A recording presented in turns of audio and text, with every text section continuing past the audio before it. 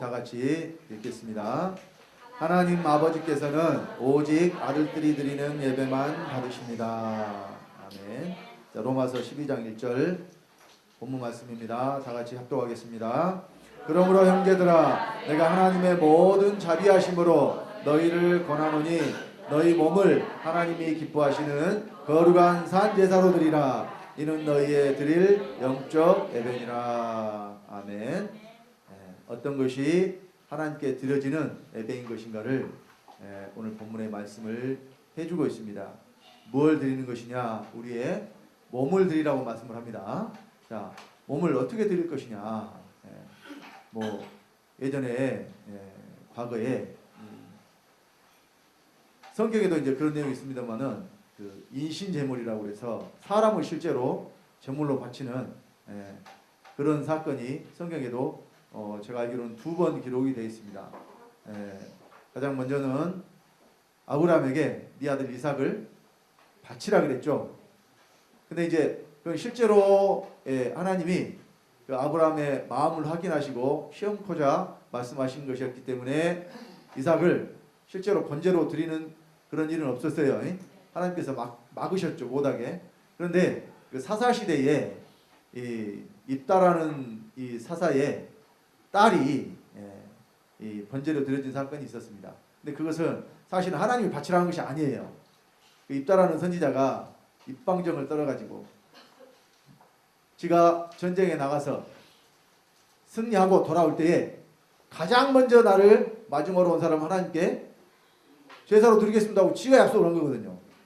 그러니까 하나님이 누가 맨 먼저 뛰어나오게 해버렸냐면 지 딸이 뛰어나오게 해버렸어요. 그러니까 사실은 실제로 하나님이 사람을 소나 양이나 염소처럼 잡아가지고 드리라고 말씀하신 것은 없어요. 살펴보면. 자, 그래서 몸을 드리는 것이 우리의 어떤 이 육체를 제물 삼아서 하나님이 받으시도록 뭐 불로 태워드리는 이런 제사를 말씀하고 있는 것이 아닙니다. 그래서 구체적으로 우리가 어떤 몸을 하나님께 드리고 또 하나님이 어떤 몸을 받으실 것인가 오늘 말씀을 통해서 확인을 하겠습니다. 자, 그리고 이 예배는요, 아무 데서나 드리는 것이 아니었어요. 성경에 보면은 예배 드릴 수 있는 곳이 있었습니다. 구약에 이 예배 드리는 장소가 정해져 있었어요.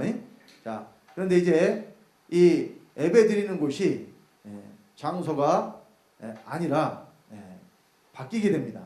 어떻게 그 예배 드리는 곳이 바뀌게 되는가? 이것도 오늘 말씀을 통해서 확인을 하도록 하겠습니다.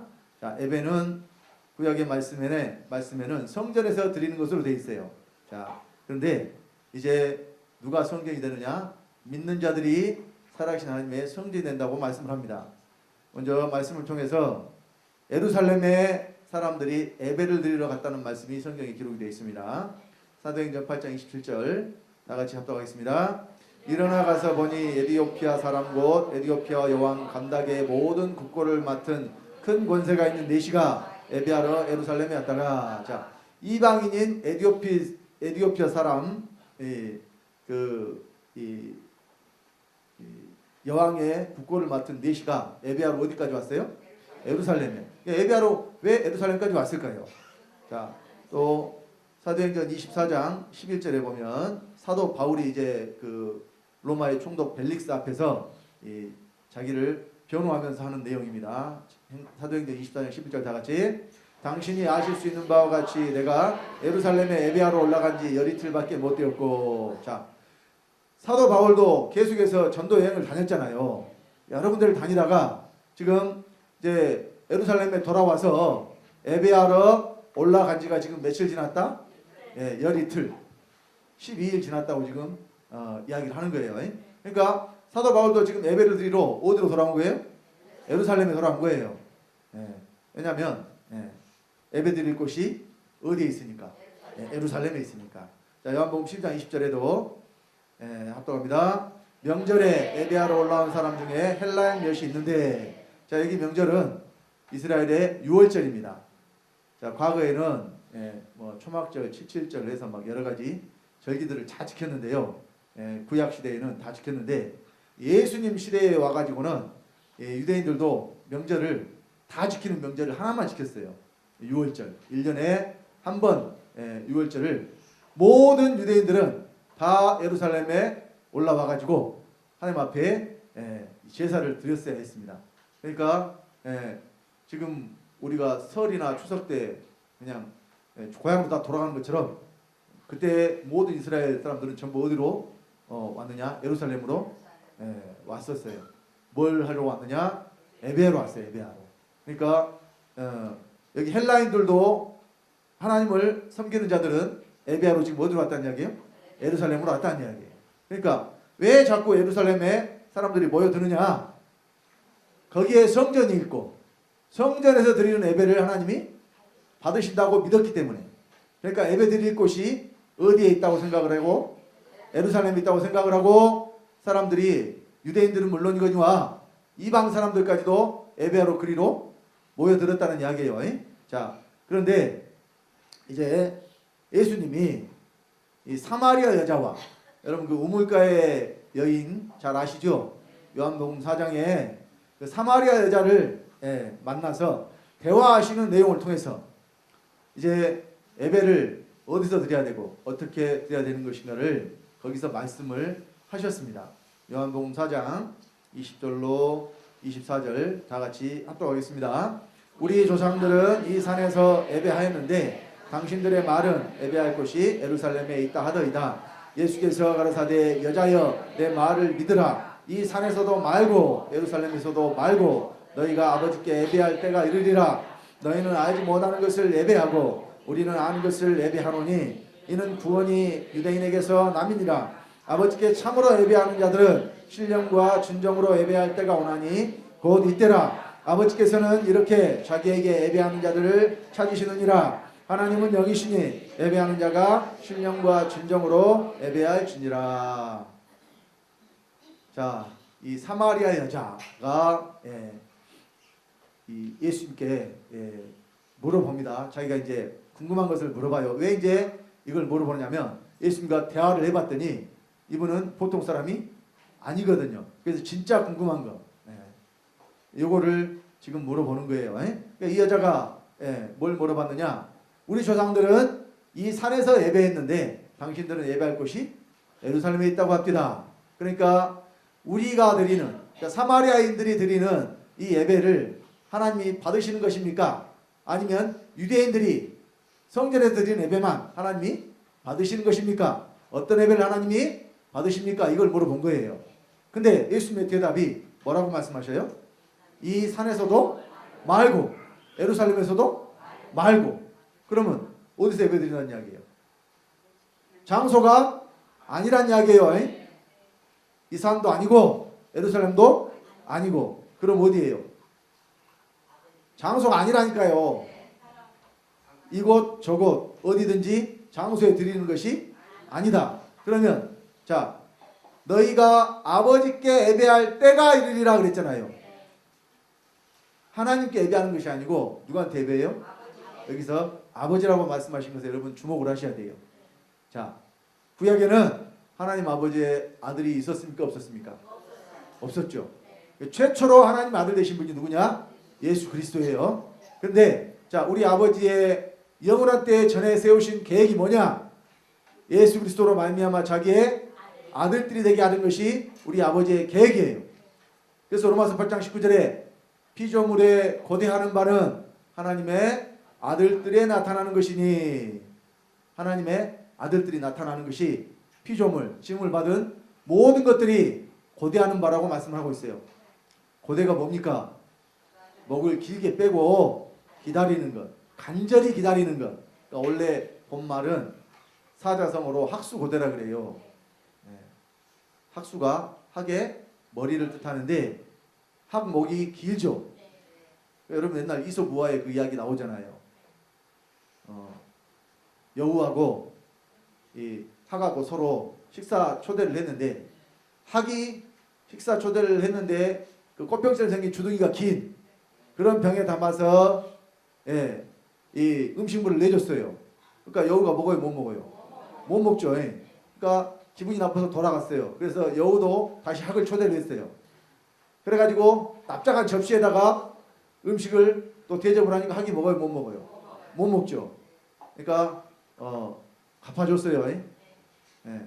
여기서 얻을 수 있는 교훈이 뭐예요? 예? 눈에 눈은 예의 는이? 그것이 교훈이에요? 원수는 사랑하라? 둘이 서로 원수는 아니잖아요. 서로 밥 먹자고 초대하는 사이인데. 예. 글쎄요. 자, 예. 너도 대접을 받으려면 너도 남을 대접하라는 이야기예요. 그러니까 상대방을 배려했으면은 그렇게 대접을 하면 안 되죠. 저는 부리가 끼니까 그렇게 먹을 수 있지만 상대방을 배려해서 어때요? 상대방이 먹을 수 있도록 해줘야 되는데 그거는 먹으라고 대접한 것이 아니라는 이야기죠. 자, 그래서 학이 모가지가 길어가지고 사람의 목은 그렇게 길지 않잖아요. 그럼 사람의 목이 학의 목처럼 늘어나 버린다는 이야기예요. 얼마나 간절히 기다리든지. 이것이 바로 학술고대. 그러니까 모든 징을 받은 피조물들이 뭘 간절히 기다리고 있느냐? 하나님의 아들들이 나오는 것. 저와 여러분들 하나님 아들 되면은 돌들도 기뻐하고 나무들도 찬양한다니까요. 하나님 그렇게 말씀하셨어요. 왜? 이 세상 모든 만물이 지으신 목적이 우리 아버지가 하나님의 아들들 얻으시는 것에 초점이 맞춰져 있기 때문에 그래요. 자, 그래서 아버지가 아들들을 얻는 것을 예수 그리스도로 말미암아하신다고 그랬어요. 그러니까 예수 그리스도가 오시지 않으면 아들들이 나올 수가 없어요. 그리고 예수님이 부활하신 후에 가장 먼저 마리아를 만나 주셨잖아요. 근데 마리아에게 하신 말씀이 뭐냐면 너는 내 형제들에게 가서 내가 너희 하나님 곧 너희 내 하나님 곧 너희 하나님 곧 내 아버지 너희 아버지께로 올라간다라 이렇게 말씀하셨거든요.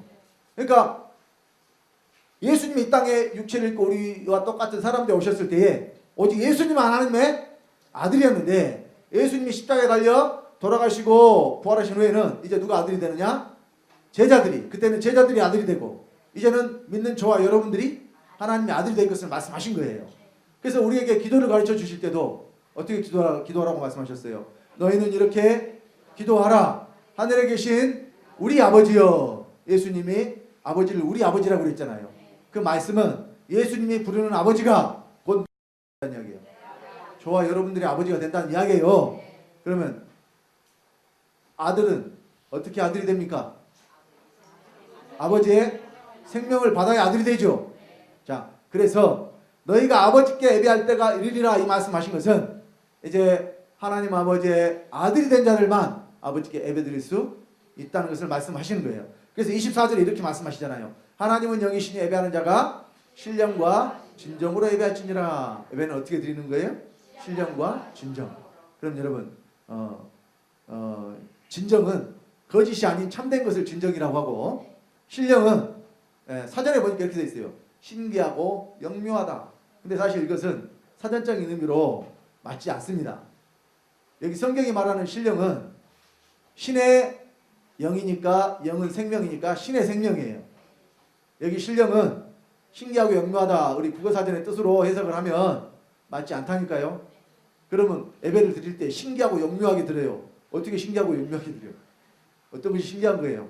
그러니까 처음 본 것이 신기한 거죠.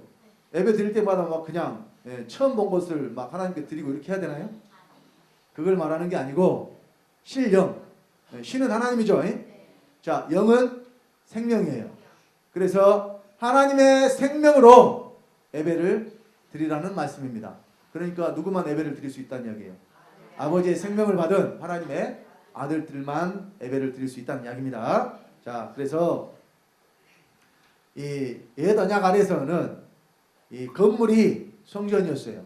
그런데 이제 새 언약 아래서는 성전이 사람이 성전이 됩니다. 자, 요한복음 2장에 보면 예수님이 성전을 깨끗게 하시는 사건이 기록이 되어 있습니다.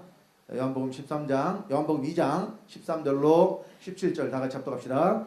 유대인의 유월절이 가까운지라 예수께서 예루살렘으로 올라가셨더니 성전 안에서 소와 양과 비둘기 파는 사람들과 돈 바꾸는 사람들이 앉은 것을 보시고 노끈으로 채찍을 만드사 양이나 소를 다 성전에서 내어 쫓으시고 돈 바꾸는 사람들의 돈을 쏟으시며 상을 엎으시고 비둘기 파는 사람들에게 이르시되 이것을 여기서 가져가라. 내 아버지의 집으로 장사하는 집을 만들지 말라 하시니 제자들이 성경 말씀에 주의 전을 사모하는 열심히 나를 삼키리라 한 것을 기억하더라. 자, 무슨 사건이냐면 제가 좀 전에도 언급을 했습니다마는 1년에 한 번 모든 유대인들이 다 제사를 드리러 예루살렘에 와요.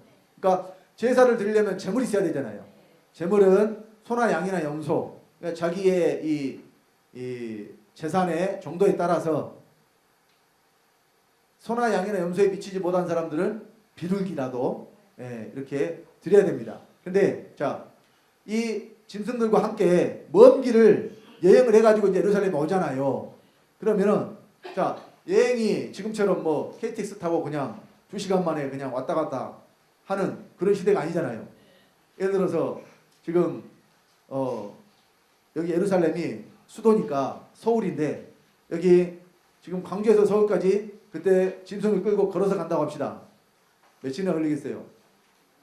모르긴 몰라도 옛날에 그 과거보로 한양에 올라갈 때 보니까 한 달 걸리고 막 보름 걸리고 이런 거 예산 일이었잖아요. 아마 거리에 따라서 달라지겠지만은 많게는 한 달, 2달까지도 걸리는 사람도 있을 거예요.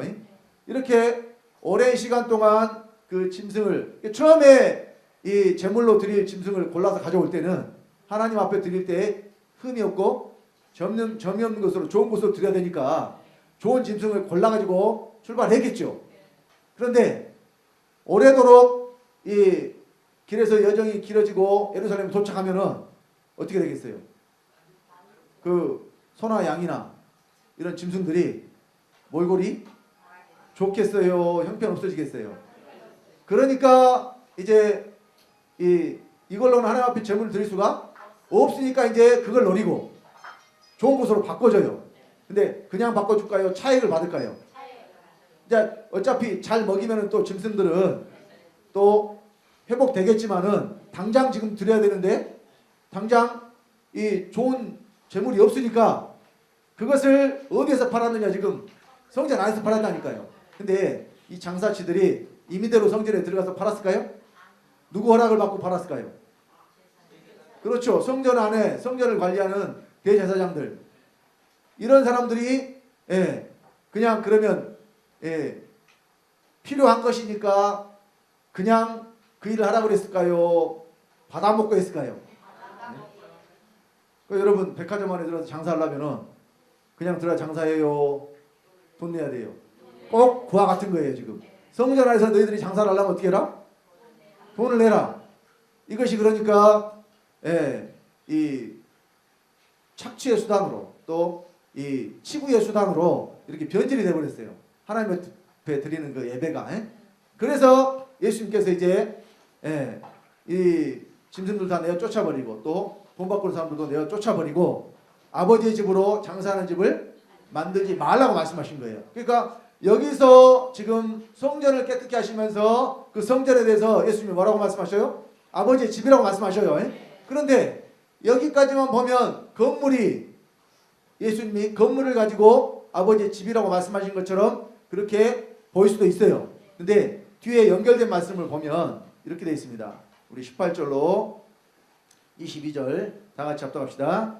이에 유대인들이 대답하여 예수께 말하기를 네가 이런 일을 행하니 무슨 표적을 우리에게 보이겠느냐? 예수께서 대답하여 가라사대 너희가 이 성전을 헐라 내가 사흘 동안에 일으키리라. 유대인들이 가로되 이 성전은 46년 동안의 지었건을 네가 3일 동안에 일으키겠느냐 하더라. 그러나 예수는 성전된 자기 육체를 가리켜 말씀하신 것이라. 죽은 자 가운데서 살아나신 후에야 제자들이 말씀하신 것을 기억하고 성경과 및 예수의 하신 말씀을 믿었더라.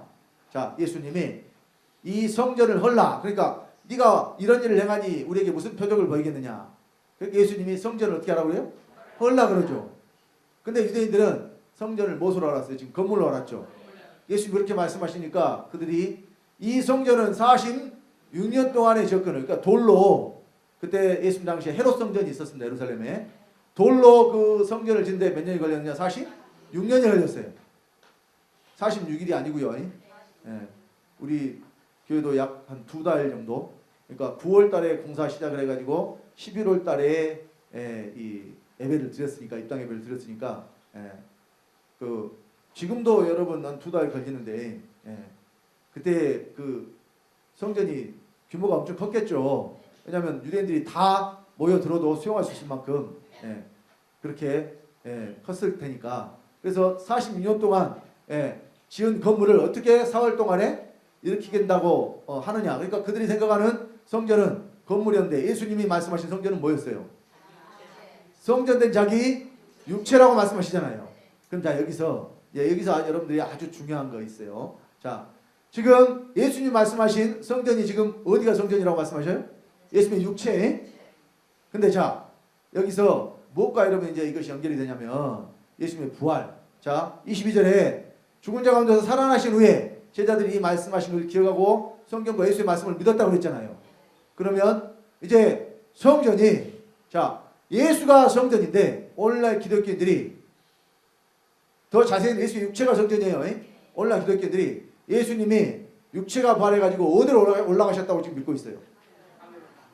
예수님의 육체가 다시 부활해가지고 하늘로 올라가서 하나님 아버지 오른쪽에 앉아 계신다고 믿고 있잖아요. 그러면 성전이 어디로 올라가 버린 거예요? 하늘로 올라가 버렸죠.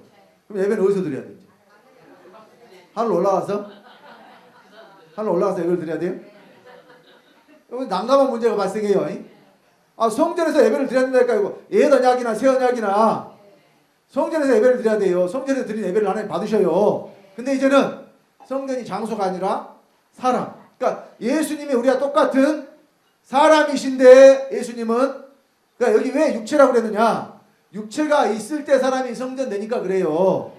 육체가 있을 때 성전이 된다니까요. 자, 그리고 예수님만 성전 되려고 오신 게 아니에요. 예수님이 자기만 성전이어가지고 그 성전이 죽었다가 다시 살아나가지고 하늘로 올라가 버리시려고 오신 게 아니라니까요. 목적은 사람을 성전되게 하시려고. 하나님의 목적이 누구를 성전되게? 사람을 성전되게 하시려고. 그래야 사람들이 함께 예배를 드릴 거 아니에요. 이제는 장소에서 드리는 것이 예배가 아니니까. 자, 그래서 누가 성전이냐? 고린도전서 3장 16절 17절 다 같이 합독하겠습니다.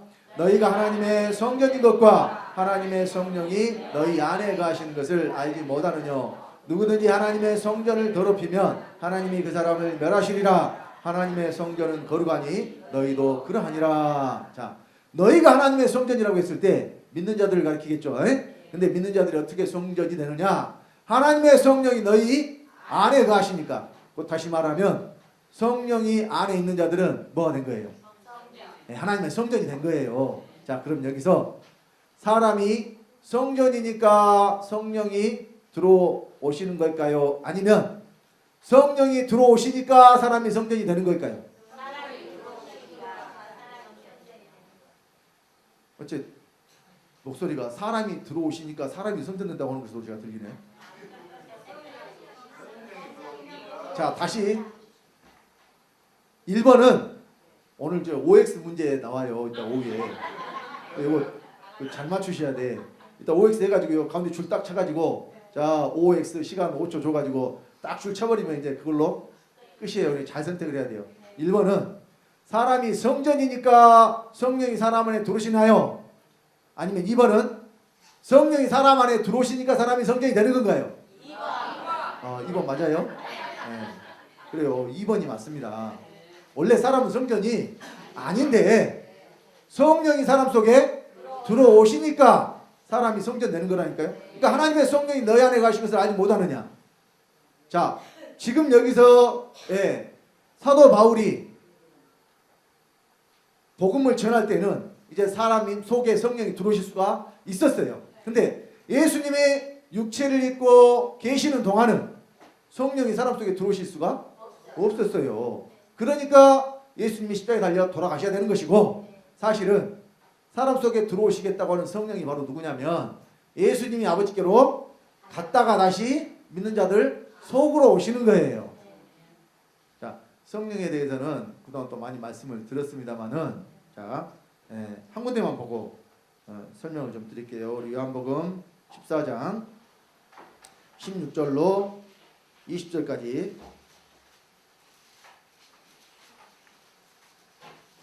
요한복음 14장 먼저 16절로 17절 두 구절만 읽겠습니다. 합독합니다.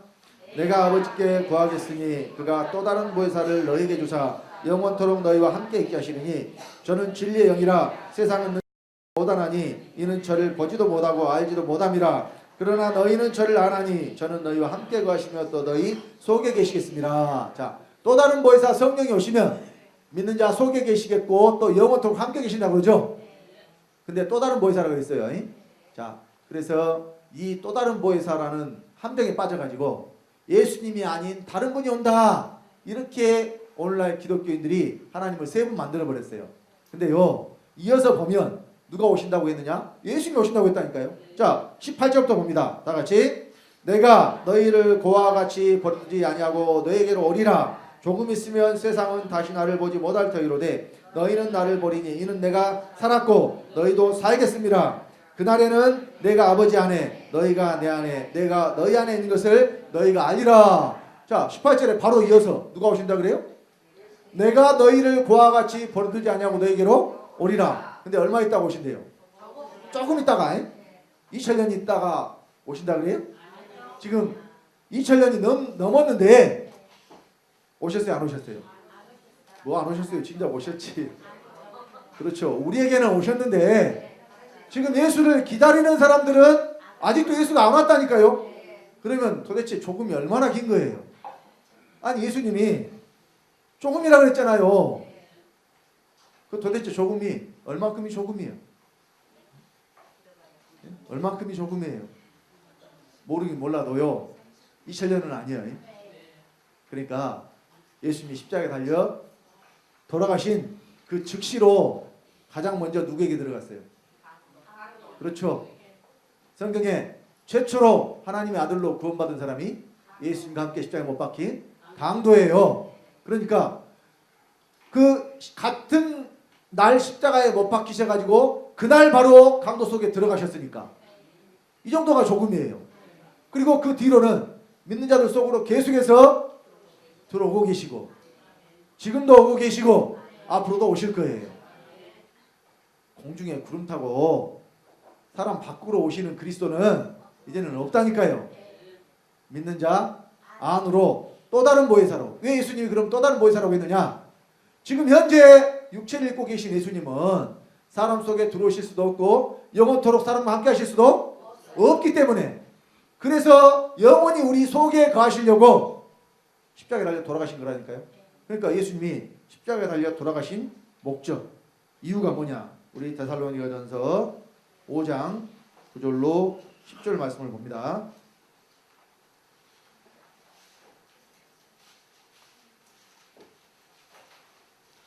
데살로니가전서 5장 9절로 10절입니다. 합독합시다. 하나님이 우리를 세우심은 노하심에 이르게 하심이 아니요 오직 우리 주 예수 그리스도로 말미암아 구원을 얻게 하신 것이라. 예수께서 우리를 위하여 죽으사 우리로 하여금 깨든지 자든지 자기와 함께 살게 하려 하셨느니라. 우리를 위하여 죽으셨는데 뭐 때문에? 깨든지 자든지 자기와 함께 살게 하시려고. 뭐 죄만 사해주려고 십자가에 달려 돌아가신 거예요? 아니잖아요. 목적이 우리 안에 들어오시게 함이라니까요. 깨든지 자든지 항상 또 영원토록 함께 계셔야 되니까 어디로 들어오셔야 돼요? 믿는 자 안에 들어오셔야 되죠. 그래서 요한복음 14장 20절에 그날에는 내가 아버지 안에, 예수님 어디로 가시고? 아버지 안으로 가신 것으로만 끝나요? 아니면 너희가 내 안에 내가 너희 안에? 믿는 자와 예수 그리스도가 하나가 돼요. 믿는 자와 예수 그리스도가 하나가 되잖아요. 어떻게 하나가 됩니까? 그리스도가 어디로 들어와서? 믿는 자 안으로 들어와서. 그래서 에베소 3장 17절에 믿음으로 그리스도께서 너희 마음에 계시게 합시고, 성경대로 여러분들이 믿었다면 그리스도는 어디 계셔야 돼요? 마음에 계셔야 돼요. 믿을 때 그리스도가 어디로 들어와요? 우리 마음에 들어와요. 근데 믿을 때 그리스도가 영으로 들어온다니까요. 로마서 8장 9절로 10절에 만일 너희 속에 하나님의 영이 거하시면 너희가 육신에 있지 않냐고 영에 있나니 누구든지 그리스도의 영이 없으면 그리스도의 사람이 아니라. 그리스도의 영이 있어야 된다고 그랬어요. 자, 그래서 10절에 또 그리스도께서 너희 안에 계시면 몸은 죄로 인하여 죽은 것이나 영은 의를 인하여 산 것이니라. 그리스도의 영이 들어오시면 우리 영에 들어오신다니까요. 영으로 영에 들어와요. 그러면 이것이 바로 너희가 내 안에 내가 너희 안에 라고 말씀하신 것이 이루어지는 거예요. 그러니까 예수님이 안 오셨다고 믿는 자들은 구원받지 못한 것이고 하나님의 아들이 아니란 이야기예요. 강도로부터 시작을 해서 예수님은 제자들 속에도 다 오셨고, 이제 오늘 이 시대에는 이 복음을 듣는 우리 사랑하는 성도님들 속으로 오셨다니까요. 그래서 고린도서 13장 5절에 너희가 믿음에 있는가? 너희 자신을 시험하고 너희 자신을 확증하라. 예수 그리스도께서 너희 안에 계신 줄을 너희가 스스로 알지 못하느냐? 그렇지 않으면 너희가 버리운 자들아. 예수가 안에 계신 것을 모르는 자들은 버리운 자라고 말씀을 하고 있습니다. 자, 그래서 예수님은 왜 십자가에 달려 돌아가셨느냐? 믿는 자 안으로 들어오시려고. 물론 들어오시기 위해서 먼저 죄를 깨끗게 하는 일이 필요했어요. 그래서 자신이 십자가에도 달려 돌아가신 사건이 우리의 죄를 깨끗게 하는 것도 포함이 됩니다. 그런데 죄를 깨끗게 하는 것으로 예수님이 하실 일이 끝나는 게 아니라니까요. 어디에 들어오셔야 되느냐? 믿는 자 안에 예수님이 들어오셔야 돼요. 그래서 믿는 자들이 하나님의 성전이 되는 겁니다. 성령을 받아서. 그러니까 성령이 예수님과 다른 어떤 존재가 오는 게 아니라 예수님이 아버지께로 갔다가 다시 믿는 자들 안으로 오시는 것. 이때 영으로 오시기 때문에 거룩한 영이기 때문에 성령이라고 한 거예요. 성령은 한 분 성령이 아닙니다. 아버지와 아들과 또 다른 제3위의 한 분 성령으로 계시는 게 아니라 아버지의 생명으로서 모든 믿는 자들에게 선물로 주시는 거예요. 그래서 어디에 주시느냐? 마음에 주신다고 했어요. 자, 우리 고린도후서 1장 21절로 22절 말씀 또 확인합시다. 고린도후서 1장 21절로 22절입니다. 오늘 지금 하고 있는 거 다 이게 문제 나오는 것들이에요. 그러니까 잘 들어놓으시면 여기 앞에 상품 보이시죠? 전라도 말로 솔찬해요. 그러니까 열심히 들으시면은 또 좋은 성적을 낼 수가 있어요. 고린도후서 1장 21절로 22절 다 같이 합독합니다. 우리를 너희와 함께 그리스도 안에서 건국히 하시고 우리에게 기름을 부으신 이는 하나님이시니 저가 또한 우리에게 인치시고 보증으로 성령을 우리 마음에 주셨느니라. 성령 어디에 줬어요? 마음에. 우리에게 기름 부으시고 인치셨다는 보증이 성령을 마음에 주신 것이기 때문에 하나님께 기름 부음을 받았다. 인치심을 받았다. 성령이 어디 있어야 돼요? 마음에 있어야 돼요. 그러니까 마음에 없는 자들은 구원받지 못한 것이고 하나님의 성전도 아니란 이야기예요. 자, 또 그리고 그냥 안에만 들어오셔서 우리가 성전인데 또 어디까지 사신다고 했느냐? 몸에까지 사신대요. 자, 우리 고린도전서 6장 19절로 20절 다 같이 합독합니다. 너희 몸은 너희가 하나님께로부터 받은 바 너희 가운데 계신 성령의 전인 줄을 알지 못하느냐? 너희는 너희의 것이 아니라 값으로 산 것이 되었으니 그런즉 너희 몸으로 하나님께 영광을 돌리라. 고린도전서 6장 19절 20절에는 구체적으로 너희 몸이 성전이라고 그러잖아요. 몸이 성전이에요. 그러니까 성령이 안에만 들어오신 것으로 끝나요? 내 몸에까지 사셔요. 그래서 성령을 선물로 주신 하나님이 또 성령의 충만을 받으라고 하시는 거예요. 충만은 가득 채워지는 거죠. 어디까지? 몸에까지. 그래서 이 몸을 우리 하나님께 드리는 거라니까요. 자, 오늘 본문 말씀이 너희 몸을 하나님이 기뻐하시는 거룩한 산제사로 드리라. 이는 너희들 영적 예배니라. 결국 우리의 몸을 하나님이 받으시도록 드리는 거라니까요. 근데 하나님은 어떤 것만 받으시느냐? 점이 없고 흠이 없는 것만 받으셔요. 자, 성전에 대해서 말씀하시면 한 군데만 더 보고 넘어갑시다. 고린도서 6장 16절 다 같이 합독합시다. 하나님의 성전과 우상이 어찌 일치가 되리요? 우리는 살아계신 하나님의 성전이라. 이와 같이 하나님께서 가라사대 내가 저희 가운데 거하며 두루 행하여 나는 저희 하나님이 되고 저희는 나의 백성이 되리라 하셨느니라. 자, 하나님이 어디 가셔야 돼요? 저희 가운데. 저희 가운데 가실 때 그 가운데가 어디냐면 우리 영이라니까요. 우리 안에. 빌립보서 2장 13절 너희 안에서 행하시는 일은 하나님이시니. 하나님이 어디서 행하신다고요? 안에서. 믿는 자 안에서 하나님이 행하신다니까요. 그러면 이 사람이 하나님의 성전이에요. 누가 계시니까? 하나님 계시니까. 그러니까 성령이 곧 하나님이에요. 아버지의 생명이 곧 하나님입니다. 자, 그래서 믿는 자의 몸을 드리는 것이 거룩한 산제사이며 또한 영적 예배인데, 자, 몸을 이제 어떻게 드려야 되느냐? 흠이 없고 점이 없는 몸을 하나님이 받으시니까. 자, 베드로전서 1장 18절로 19절 다 같이 합독합시다. 너희가 알거니와 너희 조상의 유전한 망령된 행실에서 구속된 것은 은이나 금같이 없어질 것으로 한 것이 아니요 오직 흠없고 점없는 어린 양 같은 그리스도의 보배로운 피로 한 것이니라. 자, 하나님이 그리스도를 받으신 것은 예수 그리스도가 바로 흠이 없고 점이 없는 어린 양 같은 그런 제물이 되셨기 때문에 하나님이 받으신 거예요. 자, 히브리서 9장 14절도 같은 내용입니다. 합독합니다. 하물며 영원하신 성령으로 말미암아 흠 없는 자기를 하나님께 드린 그리스도의 피가 어찌 너희 양심으로 죽은 행실에서 깨끗하게 하고 살아계신 하나님을 섬기게 못하겠느냐. 흠이 없어야 돼요. 그러니까 하나님은요 흠 있는 것은 받으실 수가 없어요. 만약에 구약에 제물을 가지고 와서 흠이 있는 것으로 드리면 연락되지 못할 뿐만 아니라 하나님께 심지어는 죽임을 당하는 경우도 있었어요. 자, 그래서 레위기서 22장 18절 20절에 보면 하나님께 어떤 것을 드려야 되는지 말씀을 하고 계십니다. 다 같이 합독합니다. 아론과 그 아들들과 이스라엘 온 족속에게 과여 이르라. 이스라엘 자손이나 그 중에 운구하는 자가 서원제나 낙헌제로 번제를 여호와께 애물로 드리려거든 연락되도록 소나 양이나 염소에 흠 없는 수컷으로 드릴지니 무릇 흠 있는 것을 너희는 드리지 말 것은 그것이 연락되지 못할 것임이니라. 흠 있는 것은 하나님 받지 않으신다는 이야기죠. 짐승도 흠이 없으면 안 받으셨는데 그러면 사람에게 흠이라는 것이 뭘까요? 여러분 뭐 몸에 상처난 것? 흉터 있는 것? 사실 흉터 하나 없는 사람 있어요 없어요? 한 사람도 없죠? 그러면 여러분 몸을 들 수가 없네. 근데 여기서 말하는 몸은 여러분의 육체를 말하는 게 아니에요.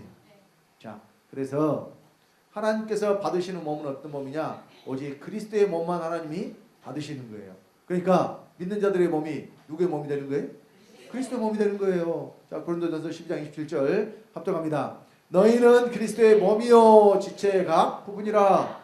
제가 여러분들을 그리스도의 몸이라고 했나요? 성경에 여러분들이 그리스도의 몸이 된다고 그랬나요? 하나님의 말씀에 저와 여러분들이 누구의 몸이 돼요?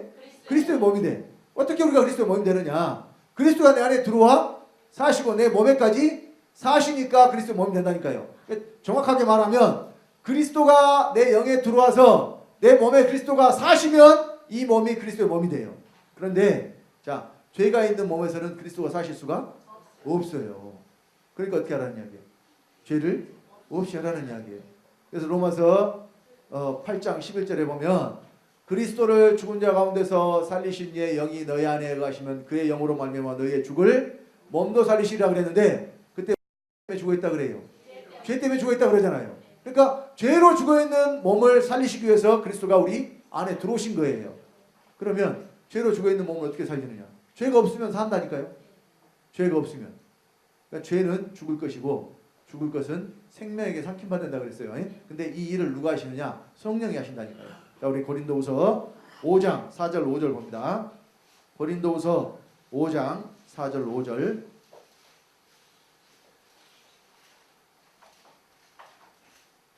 합독합니다.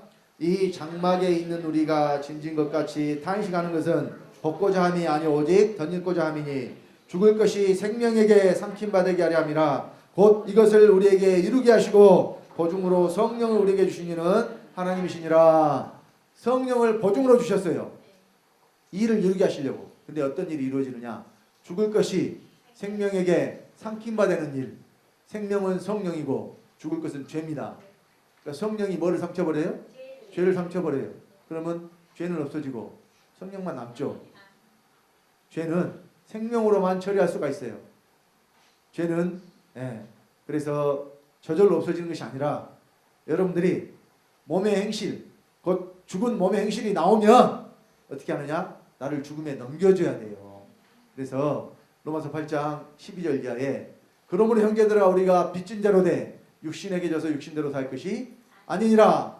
너희가 육신대로 살면 반드시 죽을 것이로되 몸으로서 영으로서 몸의 행실을 죽이면 살리니. 영으로서 뭘 죽여요? 몸의 행실. 몸의 행실을 어떻게 죽이느냐? 십자가에 못 박아 죽이란 이야기예요. 여러분들에게서 죄가 나올 때마다 그 죄를 그냥 두지 마시고 주님이 내 죄 때문에 십자가에 달려 돌아가셨는데 이 죄의 생명도 그때 주님과 함께 죽었습니다 하고 믿음으로, 예를 들어서 내가 누구를 미워했다. 주님 오늘 내가 아무개를 미워했습니다. 이 미워하는 이 죄의 생명을 주님 십자가에 못 박아 죽입니다. 이제는 나 옛 생명은 죽었사오니 주님이 내 몸에서 사시옵소서. 이런 고백을 하고 실제로 여러분 믿음으로 여러분을 십자가에 못 박아 죽이셔야 된다니까요. 그러면 한번 십자가에 못 박았다고 바로 죽느냐? 아니에요. 십자가에 못 박히는 것이 직사하는 것이 아니에요. 숨이 끊어질 때까지 고통받는 거예요. 십자가형이.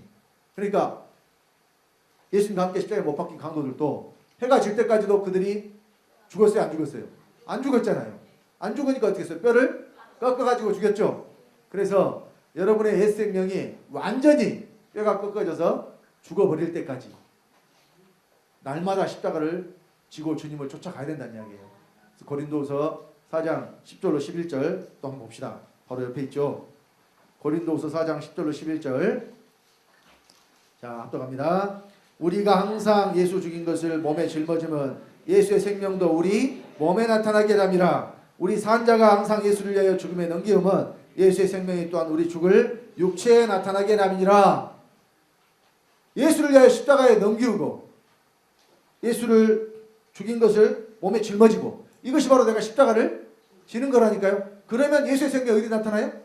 우리 몸에 나타나고 죽을 육체. 여기 육체가 죽은 육체가 아니고 죽을 육체죠. 죽은 육체는 흙으로 돌아가 버린 육체고 죽을 육체는 아직은 흙으로 돌아가지 않은 육체고.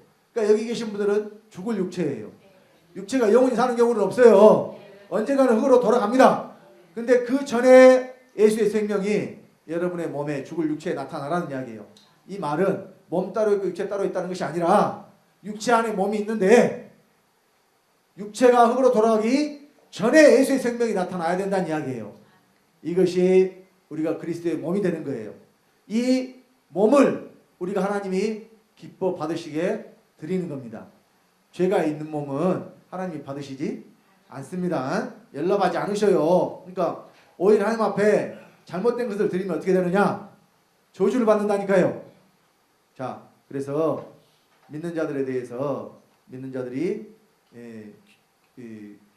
그리스도의 몸이고 또 우리는 지체의 각 부분이기 때문에 믿는 자들이 모인 곳이 바로 뭐가 되냐?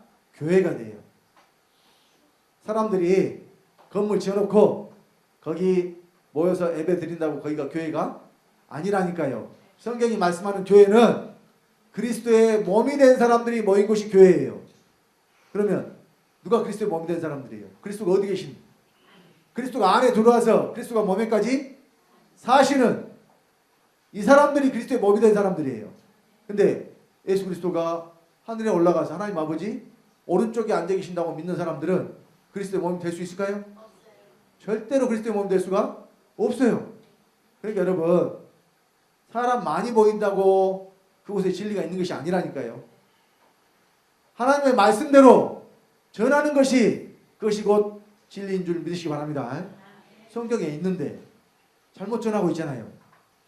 그리스도가 믿음으로 어디 계셔야 돼요? 우리 마음에 계셔야 돼요. 이것 전하지 않으면 잘못된 복음입니다. 이것 전하지 않으면 거짓 선지자예요. 왜? 성경과 다른 걸 전하니까. 그래서 다른 복음을 전하면 저주를 받을지어다 그랬죠. 자, 이 믿는 자의 몸을 드리도록 하나님이 우리를 제사장을 삼으신다고 또 말씀을 하셨습니다. 우리 계시록 1장 5절로 6절 말씀 다 같이 합독합시다.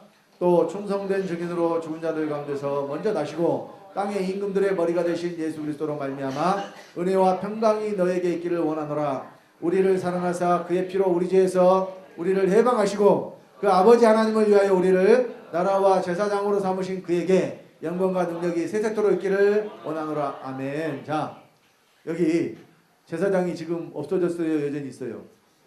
제사장이 없어졌어요? 구약에 양이나 염소나 이 짐승들을 하나님께 드리는 그 제사는 없어요. 근데 제사는 여전히 있죠. 제사가 없어졌어요? 제사는 있어요. 너희 몸을 하나님이 기뻐 받으시는 거룩한 산 제사로 드리라고 그랬잖아요. 그러니까 지금 제사가 있어요, 없어요? 제사 있어요. 그러면 제사를 드릴 제사장도 있어야 돼요, 없어야 돼요? 제사장도 있어야 되죠. 근데요, 자, 목사만 제사장이 아니라니까요. 어떤 목사들은 여기가 이 설교하는 이 강대상 위에가 여기가 단이라고 이야기하고 여기서 자기가 지금 제사장이 직분을 행한다고 잘못 알고 있어요. 여러분, 누가 제사장이냐? 구원받은 저와 여러분들이 다 제사장이에요. 피로 사서 우리를 해방하시고 아버지 하나님 위하여 뭘 삼았어요? 우리를? 나라와 제사장 삼았다니까요. 자, 여기만 있는 게 아니에요. 요한계시록 5장 9절 10절 합독합니다. 새 노래를 노래하여 가로되 책을 가지시고 근봉을 떼기에 합당하시도다. 일찍 죽임을 당하사 각 족속과 방언과 백성과 나라 가운데서 사람들을 피로 사서 하나님께 드리시고 저희로 우리 하나님 앞에서 나라와 제사장을 삼으셨으니 저희가 땅에서 왕 노릇하리로다. 자, 여기는 나라와 제사장을 삼은 것뿐만이 아니라 또 땅에서 뭐하라 그래요? 왕 노릇. 그러니까 나라가 되니까 뭐 하라 그러냐? 왕 노릇 하라 그러죠. 그럼 제사장 됐으니까 뭐 드리라 그래요? 제사 드리라 그래요. 그러니까 나라가 됐으니까 그 나라에서 우리가 왕 노릇하고, 제사장이 됐으니까 하나님 앞에 제사를 드리라 그러고. 그러면 제사에는 무엇이 필요해요? 재물이 필요하죠. 뭐가 재물이에요? 누구 몸이? 여러분 각자의 몸이 하나님이 받으시는 재물이 된다니까요. 근데 이 재물을 흠이 있고 점이 있는 것을 드리면 하나님이 받으셔야 안 받으셔요? 연락하지 않으신다 그랬죠. 그러면 흠이 없는 것으로 드려야 되는데, 그러려면 몸을 어떻게 드리냐? 거룩한 산제사로. 여러분 몸이 흠이 없고 점이 없는 거룩한 산제사로 드릴 재물이 되려면 뭐가 없어야 돼요? 죄가 없어야 돼요. 여러분 몸에서 죄가 사라져야 돼요. 그래서 성령이 하시는 일이 뭐예요? 죽을 것이 생명에게 삼게 바되는 이 일을 하신다니까요. 그러니까 여러분들이 예수 믿고 구원 받았는데 죄가 사라지지 않는다. 여러분 가짜예요, 가짜. 성경은 우리에게 전에 살던 대로 살기 말라고 하신다니까요. 만약에 구원받은 후에도 전에 살던 대로 살고 있다. 그럼 이 사람은 입으로만 구원받은 사람이고 실제로는 구원받지 못한 사람이라는 거예요. 자, 우리 골로새서 먼저 1장 21절로 22절까지 봅니다. 골로새서 1장 21절로 22절.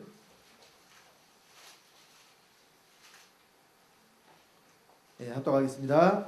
전에 악한 행실로 멀리 떠나 마음으로 원수가 되었던 너희를 이제는 그의 육체의 죽음으로 말미암아 화목케 하사 너희를 거룩하고 흠없고 책망할 것이 없는 자로 그 앞에 세우고자 하셨으니, 언제 거룩하고 흠없고 책망할 것이 없는 자로 세운다는 이야기예요? 죽은 다음에? 죽은 다음에 하신다는 이야기예요? 여기서 하신다는 이야기예요. 지금 우리를 구원하시고 거룩하고 흠이 없고 책망할 것이 없는 자로 세운다고 말씀하셨는데, 그 사람들이 거룩한 산제사를 드리는 자들이라니까요. 자, 또 우리 에베소서 2장. 여러분 전에 살던 대로 사시면 안 돼요. 자, 에베소서 2장 1절로 5절까지 봅니다. 에베소서 2장 1절로 5절 합독합시다. 너희의 허물과 죄로 죽었던 너희를 살리셨도다. 그때 너희가 그 가운데서 행하여 이 세상 풍속을 쫓고 공중의 권세 잡은 자를 따랐으니 곧 지금 불순종의 아들들 가운데서 역사하는 영이라. 전에는 우리도 다 그 가운데서 우리 육체의 욕심을 따라 지내며 육체와 마음에 원하는 것을 하여 다른 일과 같이 본질상 진노의 자녀이었더니 긍휼에 풍성하신 하나님이 우리를 사랑하신 그 큰 사랑을 인하여 허물로 죽은 우리를 그리스도와 함께 살리셨고 너희가 은혜로 구원을 얻은 것이라. 그러니까 전에 죄로 죽어 있었고 전에 불순종의 아들들 가운데 역사하는 영에 의해서 우리도 진노의 자녀이었고 또 저주받은 자들이었어요. 근데 이제는 하나님이 우리를 은혜로 구원하셨다니까요. 근데 구원하신 목적은 계속 내가 너희 죄를 얼마든지 용서해 줄 테니까 죄를 지어라 해요? 아니면 거룩하고 흠이 없고 책망할 것이 없는 자로 세우는 거예요? 하나님의 뜻은 그래서 우리의 거룩함이라니까요. 베드로전서 1장 15절에 너희를 부르신 자처럼 모든 행실에 거룩한 자가 되라. 내가 거룩하니 너희도 거룩할지어다 하셨느니라. 하나님이 우리를 거룩하게 하시려고 성령을 주셨어요. 성령이 바로 거룩한 생명이라니까요. 성령을 받는 자들은 그러니까 어떻게 돼야 돼요? 거룩하게 돼야 되는 거예요. 그래서 우리가 하나님의 신령한 제사를 드릴 거룩한 제사장이 되라 그러잖아요. 자, 우리 베드로 전서 2장 5절 다 같이 합독합니다. 너희도 산돌같이 신령한 집으로 세워지고 예수 그리스도로 말미암아 하나님이 기쁘게 받으실 신령한 제사를 드릴 거룩한 제사장이 될지니라. 이 신령한 제사는, 자, 신령이 뭐가 신령이라고 그랬어요? 하나님의 생명이 신령이라고 그랬죠. 그러면 신령한 제사는 하나님의 생명으로 채워진 우리의 몸을 드리는 것이, 마음만 드려서는 안 돼요. 여러분, 사람들이 그래요. 네? 마음은 있는데, 마음만 있는 것은요, 네. 꼭 뭐하고 똑같냐면 하려고 했는데 안 한 거하고 똑같아요. 하려고 하고 있는데 했어요, 안 했어요? 안 한 거예요. 물론 아예 마음도 없는 사람보다는 나을 수가 있어요. 왜냐하면 그 사람은 이제 바로 할 수 있는 데까지, 직전까지 갔으니까. 근데 몸을 통해서 하지 않으면 한 거예요, 안 한 거예요? 안 한 거예요. 그러면 이것은 상급이 되지 않는다니까요. 실제로 여러분의 몸을 통해서 행한 것만 상급이 된다니까요. 그러니까 마음만 품은 것 가지고는 아직은 상급이 아니에요. 물론 구원받지 못한 자들은 마음도 없어요. 구원받지 못한 사람들은 마음조차도 없다니까요. 근데 마음만 있는 것으로는 부족해. 얼마 부족해요? 2% 부족해? 조금 부족한 것을 2% 부족하다 그러잖아요. 물론 마음이 중요해요. 무릇 지킬 만한 보다 네 마음을 지키라. 생명의 근원이 이에서 남이니라 그랬거든요. 그러니까 마음으로 믿어 의에 이르고 입으로 신하여 구원에 이른다 그랬잖아요. 그러니까 마음에 먼저 있어야 행동으로 나오게 되어 있습니다. 그런데 그 마음은 있는데 주저하는 것, 실제로 행하지 못하게 되는 것, 이것은 여러분 속에 여전히 이 생명으로 사는 것을 방해하는 것들이 있기 때문에 그래요. 이것은 죄의 생명이고, 죄의 생명을 십자가에 못 박아 죽여버려야 여러분들 속에서 자연스럽게 아버지의 생명이 나와요. 여러분, 하나님의 법은 누구만 지키느냐? 하나님만 지킨다고 그랬죠. 법을 지킬 때 여러분들이 힘쓰고 애쓰고 노력하는 게 아니에요. 하나님의 법은 지키려고 노력하는 거 아닙니다. 자연스럽게 속에서 어떻게 해야 돼요? 나와버려야 돼요. 어머니가 아기를 보고 사랑하는 마음이 자연스럽게 나오는 것처럼 여러분들 사랑을 노력해서 해요? 벌써 노력하는 사이가 되면 그 둘 사이에 사랑의 유효기간이 끝난 거예요. 둘이 서로 사랑하는 사이에 우리 서로 노력하자. 이거 자체가 벌써 어떻게 되는 거예요? 옛날에 콩깍지 씌었을 때는 뭘 해도 좋아 보이고 이뻐 보였는데 어느 날 갑자기 그런 것이 꼴보기 싫어져. 그러면 무엇이 끝난 거예요 지금? 유효기간이 끝난 거예요. 세상 사랑은 유효기간이 있어요. 근데 하나님의 사랑은 유효기간이 없어. 영원한 사랑이에요. 그러니까 여러분들이 형제를 사랑할 때 어떤 사랑으로? 하나님의 사랑으로 사랑을 하면 그 사랑은 유효기간이 없다니까요. 그리고 상대방을 보면 자연스럽게 내 속에서 사랑하는 마음이 나와야 돼요. 하나님의 사랑은 내가 노력해서 사랑하는 게 아닙니다. 여러분들이 지금 숨 쉴 때 아주 편하게 숨을 쉬죠. 왜? 이 생명의 법 안에 있기 때문에 그래요. 이 안에 여러분들이 충분히 숨을 쉬고 남을 만큼의 공기가 충분히 있으니까, 그 안에 들어와 있으니까, 이 공기 안에 들어와 있으니까 여러분들 어떻게 해요? 편하게 숨을 쉬는 것처럼 우리가 하나님의 법 안에 들어가면 하나님의 법이 자연스럽게 내게서 지켜지게 돼요. 근데 여러분들이 죄와 사망의 법 아래에 있으니까 죄가 나오는 거예요.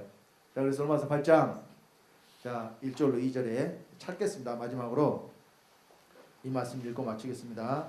로마서 8장 1절로 2절.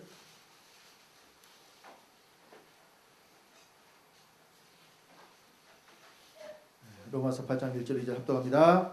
그러므로 이제 그리스도 예수 안에 있는 자에게는 결코 정죄함이 없나니 이는 그리스도 예수 안에 있는 생명의 성령의 법이 죄와 사망의 법에서 너를 해방하였습니다. 자, 생명의 성령의 법이 죄와 사망의 법에서 해방했다 그랬죠. 그러니까 자, 생명의 성령의 법이 하시는 일이 나를 죄로부터 해방시키는 거라니까요. 해방. 우리 민족은 해방이 뭔지 잘 알죠. 일제 36년 동안 살 때는 우리나라 주권이 없었잖아요. 그러니까 어떻게 다 뺏겼죠. 그 밑에서 백성들이 편안하게 살았을까요? 네.